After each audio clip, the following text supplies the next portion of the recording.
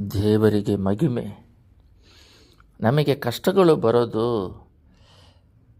ನಮಗೆ ಹೆಮ್ಮೆ ಬರಬಾರ್ದಂತ ಹೇಳಿ, ನಮಗೆ ಹೆಮ್ಮೆ ಅನ್ನೋದು ಇಲ್ಲದೆ ತಾಳ್ಮೆ, ಅಂಬಲ್ ಇಂಗ್ಲೀಷಲ್ಲಿ 3 ವಿಷಯ ಮುಖ್ಯ. ಅದೇನೆಂದರೆ, ಯಾರಾದರೂ ನಮ್ಮನ್ನು ಅಸಹ್ಯವಾಗಿ ಮಾತಾಡಿದ್ರೆ ನಾವು ತಗ್ಗಿಸ್ಕೋಬೇಕು. ನಮ್ಮನ್ನು ಹತ್ರ ಆರ್ಗ್ಯುಮೆಂಟ್ಗಳು ಮಾಡಿದ್ರೆ ತನ್ನನ್ನು ತಗ್ಗಿಸ್ಕೋಬೇಕು. ನಮಗೆ ಯಾರಾದರೂ ಮೋಸ ಮಾಡಿದ್ರು, ನಮಗೆ ವಿರೋಧವಾಗಿ ಎದ್ದು ದೂಷಣೆ ಮಾತುಗಳನ್ನು ಆಡಿಕೊಂಡು ನಮಗೆ ವಿರೋಧವಾಗಿ ಮಾಂತ್ರಿಕ ಕ್ರಿಯೆಗಳು ಎಲ್ಲ ಮಾಡಿ ನಮ್ಮ ಹತ್ರ ಜಗಳಕ್ಕೆ ಬಂದು ನಮ್ಮನ್ನು ಪೊಲೀಸ್ ಸ್ಟೇಷನ್ ಅಲ್ಲಿ ಇಲ್ಲಿ ಎಳೆದರೂ ಕೂಡ ನಮ್ಮನ್ನು ಗೊತ್ತಾಗುತ್ತೆ ಅವರು ಮಾಡ್ತಾ ಇರೋದು ನಮಗೆ ವಿರೋಧವಾಗಿ ಕಾರ್ಯಗಳು ಮಾಡ್ತಾ ಇದ್ದಾರೆ ಅಂತ ಗೊತ್ತಿದ್ದರೂ ಕೂಡ ತನ್ನನ್ನು ತಾನು ತಗ್ಗಿಸ್ಕೋಬೇಕು. ಈ ರೀತಿ ನಾವು ದೇವರ ಪಾದದಲ್ಲಿ ಕೂತ್ಕೊಂಡು ನಾವು ತಗ್ಗುತ್ತಾ ಇದ್ದಾಗ, ತಗ್ಗಿಸ್ಕೊತಿದ್ದಾಗ ಔಟ್ಸೈಡ್ ನಾವು ಹೊರಗಡೆ ಬರ್ತೀವಿ. ಪ್ರಾರ್ಥನೆ ಎಲ್ಲ ಮುಗಿದ ಮೇಲೆ ನಮ್ಮಲ್ಲಿ ಸಿಂಹದೋಪಾದಿಯಲ್ಲಿ ದೇವರು ಯಾವ ಆಪತ್ತು ನಮ್ಮನ್ನು ತೊಂದರೆ ಮಾಡಿದಾಗೆ, ಯಾವ ಆಪತ್ತು ನಮ್ಮನ್ನು ಮುಳುಗಿಸಿದಾಗೆ ದೇವರು ಕಾಪಾಡ್ತಾರೆ. ಆದರೆ ಮುಖ್ಯವಾಗಿ ಏನಂತ ಹೇಳಿದ್ರೆ, ನಾವು ತನ್ನನ್ನು ತಾನೇ ತಗ್ಗಿಸ್ಕೋಬೇಕು. ನಾವೇನು ಮಾಡ್ತಾಯಿದ್ದೀವಿ ಅಂದರೆ, ತನ್ನನ್ನು ತಾನೇ ತಗ್ಗಿಸ್ಕೊಳ್ಳೋದಿಲ್ಲ. ನಮ್ಮನ್ನು ನಾವೇ ತಗ್ಗಿಸ್ಕೊಳ್ಳೋದಂಗೆ ಸ್ವಲ್ಪ ದೇವರು ಆಶೀರ್ವಾದ ಬಂದಾಗ, ನಮ್ಮಲ್ಲಿ ಸ್ವಲ್ಪ ಏನಾದರೂ ಆರೋಗ್ಯ ವಿಷಯದಲ್ಲೇ ಆಗಲಿ, ಹಣದ ವಿಷಯದಲ್ಲಾಗಲಿ, ಸ್ವಲ್ಪ ವಸ್ತುಗಳು ದೇವರು ಆಶೀರ್ವಾದ ಐಶ್ವರ್ಯವನ್ನು ಕೊಡುತ್ತದೆ. ಅವಾಗ ಸ್ವಲ್ಪ ಮೇಲೆ ಬರ್ತಾ ಇದ್ದಾಗ ನಮಗೆ ಗೊತ್ತಿಲ್ಲದಾಗೆ ನಮಗೆ ಹೆಮ್ಮೆ ಅಂತ ಬಂದ್ಬಿಡುತ್ತೆ. ಆವಾಗ ಅದು ಇಳಿದಂಗೆ ಮಾಡೋದಕ್ಕೆ ಮತ್ತೆ ಕಷ್ಟಗಳನ್ನು ಕೊಟ್ಟು ತನ್ನನ್ನು ತಗ್ಗಿಸ್ತಾರೆ. 2 ಮುಖ್ಯವಾದ ವಿಷಯ. ಒಂದು ಬಂದು ದೇವರು ಬಂದ್ಬಿಟ್ಟು ನಮಗೆ ಹೆಮ್ಮೆ ಬರದಂಗೆ ಅವರ ಕೃಪೆಯಲ್ಲಿ ಬಾಳೋದಕ್ಕೆ ನಮ್ಮನ್ನು ನಡೆಸ್ತಾರೆ. ನಾವು ಹೆಮ್ಮೆಯಿಂದ ಬದುಕ್ತಾ ಇಲ್ಲ, ದೇವರ ಕೃಪೆ ನಮ್ಮನ್ನು ನಡೆಸ್ತಾ ಇದೆ. ದೇವರ ನಡೆಸುವಿಕೆ ಪ್ರತಿದಿನ ನಾವು ನೋಡಬೇಕಾಗಿದೆ.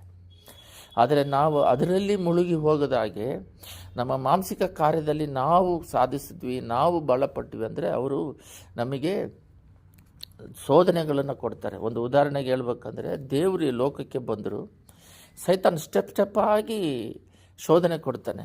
ನಾವು ಹೊಸದಾಗಿ ದೇವರನ್ನು ನಂಬಿ ಬಂದಾಗ, ನಾವು ಏನೇ ಗತಿ ಇಲ್ಲದಾಗ ಕೊಟ್ಟಾಗ ನಮಗೆ ದೇವ್ರನ್ನ ಸುತ್ತಿಸೋದು, ಅಯ್ಯೋ ಈ ಗತಿಯಲ್ಲಿ ಕೊಟ್ಟೆ ಅಂತ ಹೇಳ್ಬಿಟ್ಟು. ಅದಕ್ಕೆ ಉದಾಹರಣೆಗೆ ದೇವರೇ ಸೈತಾನ್ ಬಂದ್ಬಿಟ್ಟು ಸ್ಟಾರ್ಟಿಂಗಲ್ಲಿ ಭೂಮಿ ಕಲ್ಲನ್ನು ರೊಟ್ಟಿಯಾಗಿ ಮಾಡು ಅಂತ, ಆಮೇಲೆ ಸ್ವಲ್ಪ ಹೈಟು ದೇವಸ್ಥಾನದ ಮೇಲೆ, ಇಲ್ಲಿಂದ ಮೇಲಿಂದ ಧುಮುಕು ನಿಮಗೆ ದೇವದೂತರು ಇಟ್ಕೊಳ್ಳಿ, ಸ್ವಲ್ಪ ಹೈಟು. ಅದಾದ ಮೇಲೆ ಶಿಖರ, ಅದ್ರ ಮೇಲೆ ಹೈಟ್ ಇಲ್ಲ, ಆ ಶಿಖರದ ಮೇಲೆ ನಿಂದಿರಿಸಿ ಭೂಲೋಕದ ವೈಭವನೆಲ್ಲ ತೋರಿಸಿ ನೀನು ಸಾಷ್ಟಾಂಗ ನಮಸ್ಕಾರ ಮಾಡಿದ್ರೆ ನಿನಗೆ ಕೊಡ್ತೀನಿ ಅಂತ ಹೇಳ್ತಾನೆ. ಅಂದರೆ ಈ ಶೋಧನೆಗಳು ಅನ್ನೋದು ನಾವು ದೇವರಲ್ಲಿ ಬೆಳೆದು ಅದಾಗಿ ಬೆಳೆದು ಇದ್ದಾಗ ಆವಾಗಲೂ ಒಂದು ಶೋಧನೆ ಬರುತ್ತೆ. ಅದು ಅಬ್ರಹಾಮನಿಗೆ ನಡೀತು. ಮೊದಲನೇದಾಗಿ ನಿನ್ನ ತಂದೆ ತಾಯಿ ಎಲ್ಲರನ್ನೂ ಬಿಟ್ಟು ಬಾ ಅಂದರು, ಅದು ಒಂದು ಶೋಧನೆ. ಆಮೇಲೆ ಶೋಧನೆಗಳಲ್ಲಿ ಶೋಧನೆ ಅವ್ರಿಗೆ ಗೆದ್ದಿದ್ದೇನೆಂದರೆ, ಎಂಡಲ್ಲಿ ಆವಾಗ ಅವರಿಗೆ 100 ವಯಸ್ಸು ಇರುತ್ತೆ. ಆ 100 ವಯಸ್ಸಲ್ಲಿ ಮಗು ಕೊಡ್ತಾರೆ ಅವರಿಗೆ. ಒಂದು ಮಗು ಅವರಿಗೆ ಶೋಧನೆ ಮಾಡಿದಾಗ ಅವರಿಗೆ ಒಂದು ಮಗು ಬಲಿ ಕೊಡು ಈಸಾಕನ, ಅದರಲ್ಲೂ ನಿನ್ನ ಶ್ರೇಷ್ಠ ಮಗನಾದ ಈಸಾಕನನ್ನು ಬಲಿ ಕೊಡು ಅಂತ ಹೇಳಿದಾಗ ಅವರಿಗೆ ಒಂದು 13 ವಯಸ್ಸು ಇರುತ್ತಂತ ಇಟ್ಕೊಳ್ರಿ. ಆ 113 ವಯಸ್ಸಿನಲ್ಲಿ ಬಲಿ ಕೊಡು ಅಂತ ಹೇಳಿದಾಗ ಅವರು ಬಲಿ ಕೊಟ್ಟರು. ಈ ರೀತಿ ನಮಗೆ ಶೋಧನೆಗಳು, ನಾವು ಆತ್ಮೀಯ ಆವಾಗ ಆಸ್ತಿ ಪಾಸ್ತಿ ಇಲ್ಲದವರಾಗಿ ಬಂದರು, ಆಸ್ತಿ ಪಾಸ್ತಿಗಳು ಅವರಿಗೆ ಸಿಕ್ತು, ಮಕ್ಕಳು ಇಲ್ಲದೆ ಇತ್ತು, ಮಕ್ಕಳು ಕೊಟ್ಟರು. ಆದರೆ ಹೆಮ್ಮೆ ಇಲ್ಲ, ಇದೆಲ್ಲ ದೇವರ ಕೃಪೆಯಿಂದ ನಡೀತಾ ಇದೆ ಅಂಥೇಳಿ ದೇವರು ನಮ್ಮದಾಗಿಂದ ಮರಣ ಹೊಂದೋವರೆಗೂ ಅವ್ರ ಕೃಪೆನ ಆಧಾರ ಪಡ್ಕೊಂಡು ಅವರಿಂದನೇ ನಾನು ಇಷ್ಟೆಲ್ಲ ಮಾಡ್ತಾ ಇದ್ದಾರೆ, ನಡೆಸ್ತಾ ಇದ್ದಾರೆ ಅಂತ ನಾವು ಸ್ವಂತ ಚಿತ್ತ ಮಾಡೋದಿದೆ, ದೇವರ ಚಿತ್ತ ಮಾಡೋದಿದೆ. ನಾವು ಸ್ವಂತ ಇಷ್ಟವಾಗಿ ಏನಾದರೂ ಕಾರ್ಯ ಮಾಡೋದಿದೆ, ದೇವರು ಹೇಳಿ ಆ ಥರ ಮಾಡೋದಿದೆ.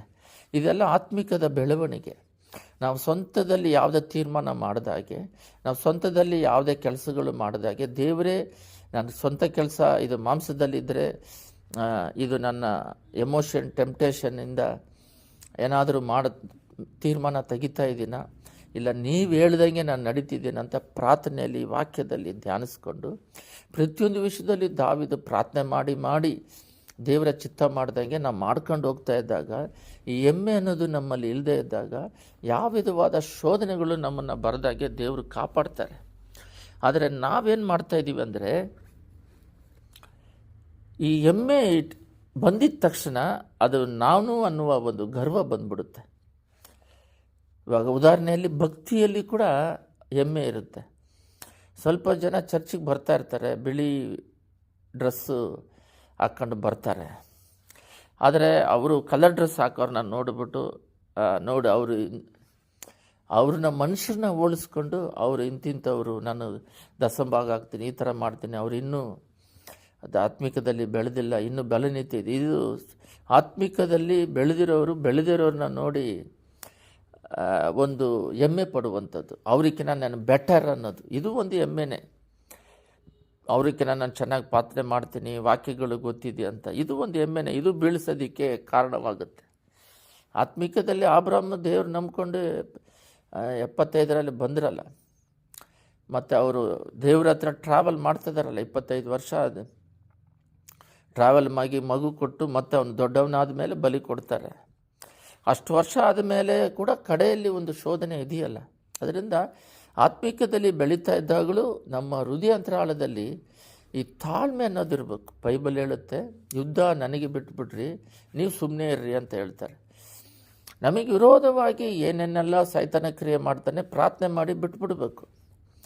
ದೇವರು ಹೇಳ್ದಂಗೆ ನಡೀತಾ ಇರಬೇಕು ಹೊರತು ದೇವರನ್ನು ನಾವು ಮಹಿಮೆ ಪಡಿಸ್ತಾ ಇರಬೇಕು, ದೇವರನ್ನ ಸ್ತುತಿಸ್ತಾ ಇರಬೇಕು. ಎಷ್ಟು ದೊಡ್ಡ ಕಾರ್ಯ ಮಾಡಿದ್ರೂ ಇದು ದೇವರ ಕೃಪೆಯಿಂದ ನಡೀತಾ ಇದೆ, ನನ್ನ ಮಾಂಸದಿಂದ, ನನ್ನ ಸ್ವಂತ ಬಲ ಟ್ಯಾಲೆಂಟಿಂದ ಅಂತಲ್ಲ. ಉದಾಹರಣೆಗೆ ಮೋಸೆ, ಅವನೊಂದು ರಾಮಸೇತ್ ಅಂತ ಊರೇ ಕಟ್ಟಿದವನು, ದೊಡ್ಡ ಟ್ಯಾಲೆಂಟೆಡ್ ಪರ್ಸನ್.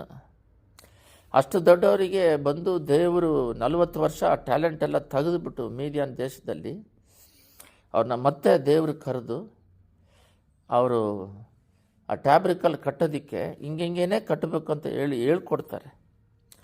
ಆದರೆ ಏನಕ್ಕಂತ ಹೇಳಿದ್ರೆ ಅದು ಅವನ ಸ್ವಂತ ಬಲದಿಂದ ಕಟ್ಟಿದ್ರು ಕೂಡ ಇಲ್ಲಿ ಅದನ್ನೆಲ್ಲ ತೆಗೆದುಹಾಕಿ ದೇವರು ಏನು ಹೇಳ್ತಾರೋ ಅದನ್ನು ಮಾಡೋದಕ್ಕೆ ಅವನ ಸ್ವಂತ ಮಾಂಸ ಶಕ್ತಿಯಿಂದ ಒಂದು ಮಾಡ್ದಂಗೆ ಹಿಂಗೆ ಇರಬೇಕು, ಡ್ರೆಸ್ಗಳಿಂದ ಅದರಿಂದ ಮಾಡೋದಕ್ಕೆ ಹೇಳ್ತಾರೆ. ಆ ರೀತಿ ಪ್ರತಿಯೊಂದು ಇಂಚು ಈ ಡ್ರೆಸ್ಸೇ ಇರಬೇಕು, ಒಳ ಹಿಂಗೆ ಇರಬೇಕು, ಒಳಗಡೆ ಇದು ಗುಡಾರ ಈ ಥರನೇ ಇರಬೇಕು, ಪ್ರಕಾರ ಪರಿಶುದ್ಧ ಸ್ಥಳ ಮಹಾಪರಿಸ ಇಲ್ಲಿ ಇದನ್ನೇ ಇಡಬೇಕು, ಆ ಬಟ್ಟೆ ಸಮೇತ ಇಂಚು ಸಮೇತ ಹೇಳ್ತಾರೆ.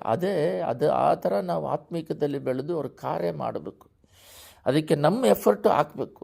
ನಮ್ಮದು ಪ್ರಾರ್ಥನೆ ಅನ್ನೋದು, ನಾವು ಸೋಂಬೇರಿತನ ಹೇಳಿದಾಗೆ ವಾಕ್ಯದಲ್ಲಿ ಬೆಳೆಯೋದು, ಅವ್ರು ಹೇಳೋದನ್ನು ಮಾಡೋದು. ಅವರು ಹೇಳಿದ್ರು ಕೂಡ ಅದನ್ನು ಮಾಡೋದು ನಾವು ತಾನೇ ಮಾಂಸ ರಕ್ತದಲ್ಲಿ ತಾನೇ ಮಾಡ್ತೀವಿ. ಈ ರೀತಿ ಮಾಡ್ಕೊಂಡು ಹೋದಾಗ ನಮ್ಮ ಜೀವನ, ನನಗೆ ತಿಳಿದಿರೋ ಮಟ್ಟಿಗೆ ಸೇವಕರುಗಳು 86 ವರ್ಷ 90 ಆದ್ರೂ BP ಶುಗರ್ ಇಲ್ಲದೆ ಇದ್ದಾರೆ. ಏನಕ್ಕಂದರೆ ಅವರು ಯಾವಾಗಲೂ ತಾಳ್ಮೆಯಲ್ಲಿದ್ದಾರೆ. ಕೋಪ ಅನ್ನೋದು, ಭಯ ಅನ್ನೋದು ಇರೋದಿಲ್ಲ, ಅವರಿಗೆ ವೇದನೆ ಅನ್ನೋದು ಇರೋದಿಲ್ಲ.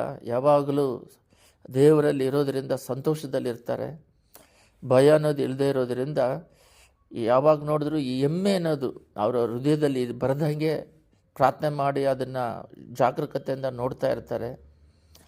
ಈ ಕೋಪ, ಹೆಮ್ಮೆ, ಚಂಚಲ ಮನಸ್ಸು ಇವೆಲ್ಲ ಬರದಂಗೆ, ಸ್ವಂತವಾಗಿ ತೀರ್ಮಾನ ಮಾಡ್ದಂಗೆ, ಸಡನ್ನಾಗಿ ಆತರದಿಂದ ಕೋಪದಿಂದ ಯಾವುದೇ ತೀರ್ಮಾನ ಮಾಡ್ದಂಗೆ ಪರಿಶುದ್ಧವರಾಗಿದ್ದು ಜ್ಞಾನವಂತರಾಗಿದ್ದು ಅವ್ರು ಹೇಳೋದನ್ನು ಮಾಡ್ಕೊಂಡು ಎಷ್ಟು ವರ್ಷ ಆದರೂ ತಾಳ್ಮೆಯಿಂದ ಮಾಡ್ಕೊಂಡು ಹೋಗ್ತಾ ಇರೋದರಿಂದ ಅವರೆಲ್ಲ ಸೇವಕರೆಲ್ಲ ಆರೋಗ್ಯವಾಗಿದ್ದಾರೆ, ದೊಡ್ಡ ಕಾರ್ಯಗಳು ಮಾಡ್ತಾರೆ.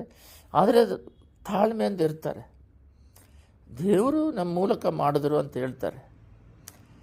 ಅದರಿಂದ ಅವರೆಲ್ಲ ಆರೋಗ್ಯವಾಗೇ ಇದ್ದಾರೆ, ಯಾವುದೇ ವಿಧವಾದ ಗಲಿಬಿಲಿ ಇಲ್ಲ, ಸೇವೆ ಅವ್ರದ್ದು ನಮ್ಮದಲ್ಲ ಅಂತ ಹೇಳ್ಬಿಟ್ಟು. ಈ ಚಿಕ್ಕ ವಿಷಯದಲ್ಲಿ ಕೂಡ ಮಾಂಸದಲ್ಲಿ ಪ್ರಯತ್ನ ಪಡೋದು, ದೇವರು ಹೇಳೋದನ್ನು ಮಾಡೋದು, ಈ ರೀತಿ ಪಾಪಗಳು ನಾವು ಮಾಡೋದ್ರಿಂದನೇ ದೇವರು ನಮಗೆ ಶೋಧನೆಗಳನ್ನ ಕೊಟ್ಟು ನಮ್ಮನ್ನು ಸರಿ ಮಾಡಿ ಅವ್ರ ದಾರಿಯಲ್ಲಿ ನಡೆಸ್ಕೊಳ್ಳೋದಕ್ಕೆ ಪ್ರಯತ್ನ ಪಡ್ತಾರೆ. ಬೈಬಲಲ್ಲಿ ಕೂಡ ಯೆಶಾಯ 14:12-14 ಓದ್ತೀನಿ. ಈ ಸೈತಾನ ಪರಲೋಕದಲ್ಲಿ ಮನುಷ್ಯರು ಭೂಮಿಯಲ್ಲಿ ಉಂಟು ಮಾಡೋಕ್ಕಿಂತ ಮುಂಚೆ ಪರಲೋಕ ರಾಜ್ಯದಲ್ಲಿ, ಚೆನ್ನಾಗಿ ಗಮನ ಇಟ್ಟು ಕೇಳ್ರಿ, ದೇವದೂತನೇ ಸೈತಾನು. ಅವನ ಕರ್ರಗೆ ತೋರಿಸ್ತಾರೆ, ಅವನೇನು ಅಷ್ಟು ಕರ್ರಾಗಿ ಇಲ್ಲ, ಅವನು ದೇವದೂತ, ಭಾಳ ಅಂದವಾಗಿರ್ತಾರೆ. ಆ ದೇವದೂತ ನಾನು ದೇವರಿಗಿನ್ನ ಉನ್ನತವಾದ ಮೇಲೆ ಏರಿ ಸಿಂಹಾಸನವನ್ನು ಹಾಕ್ತೀನಿ ಅಂತ ಹೇಳ್ತಾರೆ. ಅವ್ರು ಕೊಲೆ ಮಾಡಿಲ್ಲ, ವ್ಯಭಿಚಾರ ಮಾಡಿಲ್ಲ, ವಿಗ್ರಹಾರಾಧನೆ ಮಾಡಿಲ್ಲ, ಯಾವುದೇ ಥರವಾದ ಪಾಪಗಳು ಮಾಡಿಲ್ಲ. ಆದರೂ ಕೂಡ ಅವನಲ್ಲಿ ಹೆಮ್ಮೆ ಬಂದಿರೋದ್ರಿಂದ ಅವನ್ನ ಪಾತಾಳಕ್ಕೆ ದಬ್ತಾರೆ. ನಾನು ಓದ್ತೀನಿ ವಾಕ್ಯವನ್ನು. ಆಹಾ, ಉದಯ ನಕ್ಷತ್ರವೇ, ಬೆಳ್ಳಿಯೇ, ಆಕಾಶದಿಂದ ಹೇಗೆ ಬಿದ್ದಿ. ಅವರು ಆಕಾಶದಿಂದ, ಉದಯ ನಕ್ಷತ್ರ ಅಂತ ದೇವದೂತ, ಆಕಾಶಕ್ಕೆ ಹೆಂಗೆ ಬಿದ್ದೆ ಅಂತ ಇಂಗ್ಲೀಷ್ ಟ್ರಾನ್ಸ್ಲೇಷನ್ನಲ್ಲಿ ಇದು ಬಂದು ಲೂಸಿಫರ್ ಅಂತಿದೆ. ಜನಾಂಗಗಳನ್ನು ಕೆಡವಿದ ನೀನು ಕಡಿಯಲ್ಲಿ ಪಟ್ಟು ನೆಲಕ್ಕೆ ಉರುಳಿದೆಯಲ್ಲ, ಜನಾಂಗಗಳನ್ನು ಕೆಡವಿದಿಂದ ಉರುಳಲ್ಪಟ್ಟಲ್ಲ. ನೀನು ನಿನ್ನ ಮನಸ್ಸಿನಲ್ಲಿ, ನಾನು ಆಕಾಶಕ್ಕೆ ಹತ್ತಿ ಉತ್ತರ ದಿಕ್ಕಿನ ಕಟ್ಟಕಡೆ ಇರುವ ಸುರಗಣ ಪರ್ವತದಲ್ಲಿ ನನ್ನ ಸಿಂಹಾಸನವನ್ನು ದೇವರ ನಕ್ಷತ್ರಗಳಿಗಿಂತ ಮೇಲೆ ಏರಿಸಿ ಆಸೀನನಾಗುವೆನು. ದೇವರಿಗಿಂತ ಉನ್ನತವಾದ ಸ್ಥಾನಕ್ಕೆ ಹೋಗ್ತೀನಿ, ಅಲ್ಲಿ ನನ್ನ ಸಿಂಹಾಸನ ಹಾಕ್ತೀನಿ. ಅಲ್ಲಿ ಉನ್ನತ ಮೇಘ ಮಂಡಲದ ಮೇಲೆ ಏರಿ ಉನ್ನತ ಸರಿ ಸಮಾನವಾಗುವೆನು ಅಂದುಕೊಂಡಿದ್ದೀಯಲ್ಲ. ಆದರೆ ನೀನು ಪಾತಾಳಕ್ಕೆ, ಅಧೋಲೋಕದ ಅಗಾಧ ಸ್ಥಳಗಳಿಗೆ ದಬ್ಬಲ್ಪಟ್ಟಿಯಲ್ಲ. ನೋಡ್ರಿ, ಅವನಲ್ಲಿ ಹೆಮ್ಮೆ ಬಂದಿದ್ದರಿಂದನೇ ಸೈತಾನನವನು ಉತ್ಪತ್ತಿ ಆಗಿದ್ದು. ಇಷ್ಟೆಲ್ಲ ಮನುಷ್ಯರಿಗೆ ಕಷ್ಟ ಬಂದಿದ್ದು ಅವನು ದೇವರು ಮಾತ್ರ ಇದ್ದಿದ್ದರೆ ಅದು ಪರಲೋಕದಲ್ಲಿ ನಮಗೆ ಸಿಗುತ್ತೆ. ಇದ್ದಿದ್ರೆ ಚೆನ್ನಾಗಿರುತ್ತಲ್ಲ ಅಂತ ಹೇಳ್ತೀವಿ. ಇಲ್ಲಿ ಎಷ್ಟೇ ಕಷ್ಟ, ಬಾಧೆ, ಹಿಂಸೆ, ಹೋರಾಟ ನಮಗೆ ಎಷ್ಟೇ ಬಂದರೂ ಸಹಿಸೋಣ. ನಾವು ಆತ್ಮಹತ್ಯೆ ಮಾಡಿಕೊಂಡು ಸಾಯೋದಕ್ಕಾಗೋದಿಲ್ಲ. ಯಾಕಂದರೆ ಕೊರಿತ್ಯರಲ್ಲಿ ನಾವೇ ಆತ್ಮಹತ್ಯೆ ಮಾಡಿಕೊಂಡ್ರೆ ನರಕಕ್ಕೆ ಹೋಗ್ತೀವಿ ಅಂತಿದೆ. ಸೈತಾನ್ ಪ್ರೇರೇಪಿಸ್ತಾನೆ, ಭಯ ಹುಟ್ಟಿಸ್ತಾನೆ. ಫಸ್ಟ್ ಅವ್ನು ಮಾಡೋದೇ ಭಯ ಹುಟ್ಟಿಸೋದು. ಆ ಭಯದಿಂದ ನಮ್ಮನ್ನೆಲ್ಲ ಒಡೆದು ಎಬ್ಬಿಸ್ಬಿಡ್ತಾನೆ. ಅವನು ಚಿಕ್ಕ ಚಿಕ್ಕ ವಿಷಯಕ್ಕೆಲ್ಲ ಭಯ ಹುಟ್ಟಿಸ್ತಾನೆ. ವಿಶ್ವಾಸ ಇರೋರು ಯಾವುದಕ್ಕೂ ಹೆದರೋದಿಲ್ಲ, ದೇವ್ರು ನೋಡ್ಕೊತಾರೆ ಅಂತ. ಈ ಸಮಸ್ಯೆಗಳು ಎಷ್ಟೇ ಬರಲಿ, ಹೋರಾಟ ಬರಲಿ, ನಾವೆಲ್ಲ ಸಹಿಸ್ಕೊಂಡು ಈ ಲೋಕ ಯಾತ್ರೆಯಲ್ಲಿ ಒಂದು ಎಕ್ಸಾಮ್ ಥರ ಇದು. 1ನೇ ಕ್ಲಾಸಿಂದ 10ನೇ ಕ್ಲಾಸ್ವರೆಗೂ ನಮಗೆ ಹೋರಾಟಗಳು ಅಧಿಕವಾಗಿರುತ್ತೆ. ಅದು ಎಕ್ಸಾಮೇ ಚಿಕ್ಕ ಚಿಕ್ಕ ಎಕ್ಸಾಮ್ ಪಾಸ್ ಮಾಡ್ತಾ ಇತ್ತು, ಅದು ಬೋರ್ಡಿಗೆ ಹೋಗುತ್ತೆ. ಅದು ಹೋದ ಮೇಲೆ, ಪಾಸ್ ಆದ ಮೇಲೆ ಒಂದು ಕಾಲೇಜ್ ಅಂತ ಹೋಗ್ತೀವಿ. ಅದೇ ಥರ LKGಯಿಂದ ನಾವು ಈ ಲೋಕಯಾತ್ರೆಯನ್ನು ಓಡ್ತಾ ಇರ್ತೀವಿ. ಒಂದು ಕಡೆ ಎಕ್ಸಾಮ್ ಮರಣ. ಆ ಎಕ್ಸಾಮ್ ಅನ್ನೋದೇ ಮರಣ. ಆ ಮರಣ ಬಂದಾಗ ನಾವು ಏನನ್ನೆಲ್ಲ ಅಂದ್ಕೊಂಡಿದ್ದೀವೋ, ಯಾಕೆ ಸೈತಾನಿದ್ದಾನೆ, ಏನಕ್ಕೆ ಇಷ್ಟು ಕಷ್ಟ, ಅದೆಲ್ಲ ಇಲ್ಲಿ ಜಯಿಸಿದರೆ ಯುಗ ಯುಗ ಕಾಲ ನಿತ್ಯ ರಾಜ್ಯದಲ್ಲಿ ದೇವ್ರ ಜೊತೆಗಿರ್ತೀವಿ. ಆದರೆ ಇಲ್ಲಿ ನಾವು ಇಷ್ಟೆಲ್ಲ ಕಷ್ಟಪಡೋದು, ಒಂದು ಉದಾಹರಣೆಗೆ ಲೋಕದಲ್ಲೇ ಮನುಷ್ಯರು 25 ವರ್ಷ ಓದ್ತಾರೆ, 20 ವರ್ಷ, 21 ವರ್ಷ, 22 ವರ್ಷ ಓದ್ತಾರೆ. ಏನಕ್ಕೆ ಓದ್ತಾರೆ ಅಂದರೆ ಒಂದು 50 ವರ್ಷವರೆಗೂ ನಾವು ಸುಖವಾಗಿ ಬಾಳೋದಕ್ಕೆ. ಅಂದರೆ ಒಂದು 70 ವರ್ಷ ಒಂದು ಕೆಲಸ ಉದ್ಯೋಗಕ್ಕೆ ಹೋಗಿ 60 ವರ್ಷ ಅಂದರೆ ಒಂದು 40 ವರ್ಷ ಉದ್ಯೋಗ ಮಾಡಿ ನಾವು ಈ ಲೋಕದಲ್ಲಿ ಜೀವಿಸೋವರೆಗೂ ಸ್ವಲ್ಪ ಹಣ ಗಳಿಸಿ ಚೆನ್ನಾಗಿರಬೇಕಂತ. ಆದರೆ ಪರಲೋಕ ರಾಜ್ಯ ಈ ನಿತ್ಯ ಕಾಲವಾಗಿ ವಾಸ ಮಾಡ್ತೀವಿ. 70 ವರ್ಷಕ್ಕೇ 20 ವರ್ಷ ಇಷ್ಟು ಕಷ್ಟಪಟ್ಟು ಇಷ್ಟು ದೊಡ್ಡ ಪುಸ್ತಕ ಓದ್ತಾರೆ. ಈ ಚಿಕ್ಕ ಪುಸ್ತಕ ಓದಿ ನಾವು ಯುಗ ಯುಗ ಕಾಲ ಮರಣವೇ ಇಲ್ಲದ ಯಾವಾಗಲೂ ಇರುವಂಥ ಜಾಗಕ್ಕೆ ನಾವು ಎಷ್ಟು ಪ್ರಯಾಸ ಪಡಬೇಕು, ಸ್ವಲ್ಪ ಯೋಚನೆ ಮಾಡಿರಿ. ಈ 70 ವರ್ಷ ಕೂಡ ಸಾಲದು. ನಾವು ಮಗುವಾಗಿದ್ದಾಗ ಗೊತ್ತಾಗಲ್ಲ. ನಾವು ಒಂದು 40 ವರ್ಷ ದೇವರಿಗೋಸ್ಕರ ಪ್ರಯಾಸ ಪಡೋದು ಕೂಡ ಕಮ್ಮಿನೇ. ಯಾಕಂದರೆ ಅದು ಯುಗ. ಬರೀ 40 ವರ್ಷಕ್ಕೆ ಎಷ್ಟು ಕಷ್ಟಪಟ್ಟು ಓದ್ತಾ ಇದ್ದಾರೆ. ಇಂಜಿನಿಯರ್ ಆಗಬೇಕು, IPS ಆಗಬೇಕು, ಚೆನ್ನಾಗಿ ಹಣ ಬರಬೇಕು, ಲಕ್ಸುರಿಯಾಗಿ ಜೀವಿಸ್ಬೇಕಂತ. ಹಣ ಬಂದು ಯಾವಾಗಲೂ ಸಮಾಧಾನ, ಆರೋಗ್ಯ, ಆಯುಸ್ಸು, ಪರಲೋಕ ರಾಜ್ಯ ಎಲ್ಲ ಕೊಡಲ್ಲ. ಅದು ಬರೀ ಅವಶ್ಯಕತೆ ಅಷ್ಟೇ, ಅದು ಆಶೀರ್ವಾದ ಅಲ್ಲ. ಅದನ್ನು ಇಟ್ಕೊಂಡು ನಾವು ಎಷ್ಟಾಗಿ ಪ್ರಯಾಸ ಪಡ್ತೀವಿ ಅದಕ್ಕೋಸ್ಕರ. ಆದರೆ ನಿತ್ಯ ರಾಜ್ಯಕ್ಕೋಸ್ಕರ ಯಾವ ರೀತಿ ಪ್ರಯಾಸ ಪಡಬೇಕು ಅಲ್ಲಿ ಇರ್ತದೆ. ಅದರಿಂದ ಹೆಮ್ಮೆ ಪಡೆದ ಹಾಗೆ ಜೀವಿಸೋದಕ್ಕೆ ನಮ್ಮನ್ನು ನಾವೇ ಒಪ್ಪಿಸಿಕೊಡೋಣ. ನಮಗೆಲ್ಲ ಶೋಧನೆಗಳು, ಕಷ್ಟಗಳು ಬರೋದು ಅವರು ಒಡೆದು ಬಡಿದು ಸರಿ ದಾರಿಯಲ್ಲಿ ನಡೆಸೋದಕ್ಕೆ. ಅದೇ ನಾವು ಕರೆಕ್ಟಾಗಿ ನಡ್ಕೊಂಡು ಜ್ಞಾನವಂತರಾಗಿ ಹೆಮ್ಮೆ ಬರದಂಗೆ ತಾಳ್ಮೆಯಿಂದ ನಡ್ಕೊಂಡ್ರೆ ನಮಗೆ ಯಾವ ಸಮಸ್ಯೆನೂ ಇರೋದಿಲ್ಲ. ಸುತಿಮಧ್ಯದಲ್ಲಿ ನಿವಾಸ ಮಾಡುವ ಪರಲೋಕ ತಂದೆಯೇ, ತಾಳ್ಮೆಯನ್ನು ಅನುಗ್ರಹಿಸಿರಿ. ಯಾವಾಗಲೂ ತಗ್ಗಿಸಿಕೊಂಡು ಹೋಗೋದಕ್ಕೆ ಕೃಪೆ ಮಾಡಿರಿ. ಯಾರಾದರೂ ಅವಮಾನ ಪಡಿಸಿದ್ರು ನಮ್ಮ ಹೃದಯದಲ್ಲಿ ಸಮಾಧಾನ ಇರಲಿ, ಅವ್ರನ್ನ ಶ್ರಮಿಸುವ ಹೃದಯ ಕೊಡ್ರಿ. ಯಾರಾದರೂ ನಮ್ಮನ್ನು ಹೊಗಳಿದ್ರು ತಾಳ್ಮೆಯನ್ನು ಕೊಡ್ರಿ. ಹೆಮ್ಮೆ ಬರ್ದಂಗೆ ಕಾಪಾಡೋದಕ್ಕೆ ಕೃಪೆ ಮಾಡಿರಿ. ಈ ಶಾಲುಗಳು ಹೂವುಗಳು ಹಾಕಿ ಎಮ್ಮೆ ಬರೋ ಥರ ಮಾಡಿ ಸೈತಾನು ದೇವರಿಂದ ದೂರ ಮಾಡಿ, ಶೋಧನೆಗೊಳಗಡೆ ಫೋಟೋದಲ್ಲಿ ಹಾಕ್ಬೇಕಾರೆ ಫೋಟೋ ಶಾಲು ಹಾಕಿದ್ದು ಸನ್ಮಾನ ಮಾಡಿದ್ದೆಲ್ಲ ಹಾಕ್ತೀವಿ. ಆದರೆ ಸಮಸ್ಯೆಗಳು ಅಂತ ಬಂದಾಗ ನಮ್ಮ ಕೈಯಲ್ಲಿ ಅದನ್ನು ಜಯಿಸೋದಕ್ಕೆ ಆಗೋದಿಲ್ಲ. ದೇವ್ರ ತಾಮೇ ಕೃಪೆಯಿಂದ ನಡೆಸ್ಕೊಡ್ರಿ, ಆಶೀರ್ವದಿಸ್ರಿ, ಮಹಿಮೆ ಹೊಂದ್ರಿ, ಘನ ಹೊಂದ್ರಿ. ಯೇಸುವಿನ ನಾಮದಲ್ಲಿ ಬೇಡಿಯೋದಿದ್ದೇವೆ ತಂದೆ, ಆಮೇನ್.